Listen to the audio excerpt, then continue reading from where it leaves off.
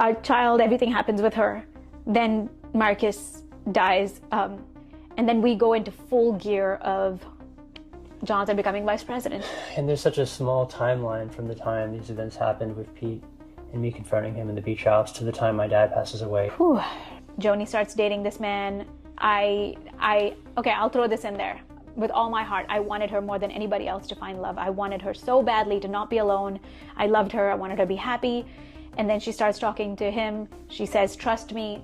We always trusted her. So we started to trust her until it was more October of 2022 when things started to change. We found out more details about divorce. We have Matthew 19. I start talking to pastors to get actual biblical counsel. So that's October 22 is when it started to get really, the tensions arose, panic attacks began, all sorts of things.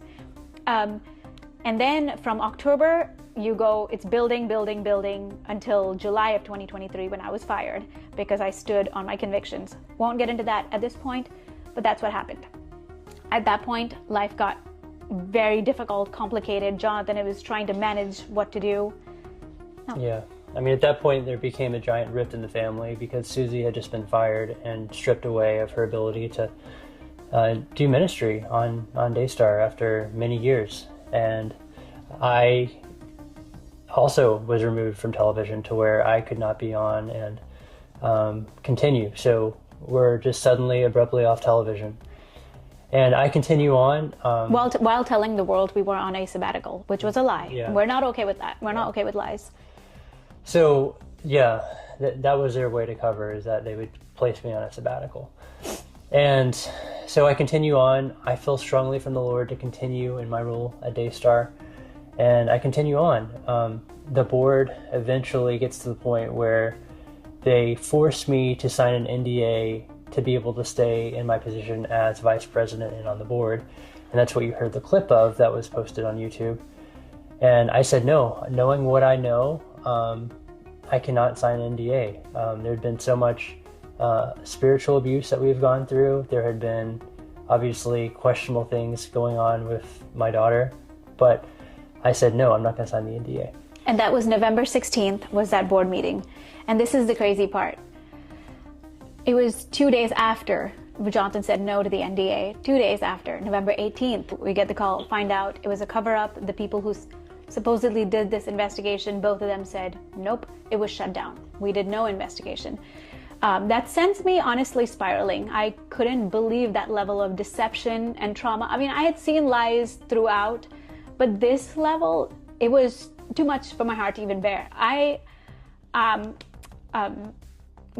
hit a downward spiral. I really did.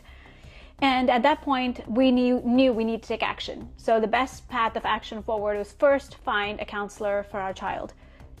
We went, found a counselor, told the counselor called CPS called the cops, and the detective called me back, reopened the case. Told him what happened on that vacation, all our concerns, and how we're worried about not only, yes, our child is out of danger at this point. We want justice for our child, but it doesn't matter whose child it is. Children must be protected. It's much bigger than just our story, because this person has influence and can be around other children. Now, I don't know if you've gone through counseling. It's not easy. Counseling can be extremely hard, digging into the places that your mind doesn't want to go, wants to protect you from. And it was really, really hard on our child. That process for a few months, every time she went through a session, when she came home the rest of the day, no one could touch her. She was on guard. Her body started breaking out like it did before. It looked like shingles, but it was eczema. And I started to cry because I was just like, I cannot see my child suffer like this. And I spoke to an older counselor, someone else, who said, God has given our bodies this defense mechanism to protect us. Don't force it. Don't push it. When it comes out, it will come out in God's timing. Yeah. You have to trust God. And so we talked to our counselors. That counselor said, go on a trip, let her rest, let her be a child again. Meanwhile, we start getting followed. I know I'm going through this really fast, but there's a lot of details. We're being followed. I'm terrified to go to the grocery store. There's a man taking a picture of me. Outside our house, we see mysterious cars. It gets really bad to the point, Jonathan, me, and our children, we just packed up, got in the car, and drove for days. And that's how we went to South Dakota.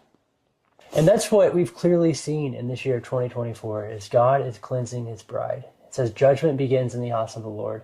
And he is exposing all this hidden sin and corruption and bringing it to the surface so he can do a new thing. Yeah. And so this is part of that movement. God is using this exposure to cleanse his bride. And so we went to Julie Roy's back in August. And it wasn't up until November that she actually released the story. And now Daystar is doing their best from their PR machine to try to cover their bases. They're saying that I had a performance improvement plan that expired on November 15th. That's true. However, I was not coordinating a release of my story with the end of that plan. Far from that. We were ready to get our story out in August. That's when we went to Julie. However, she had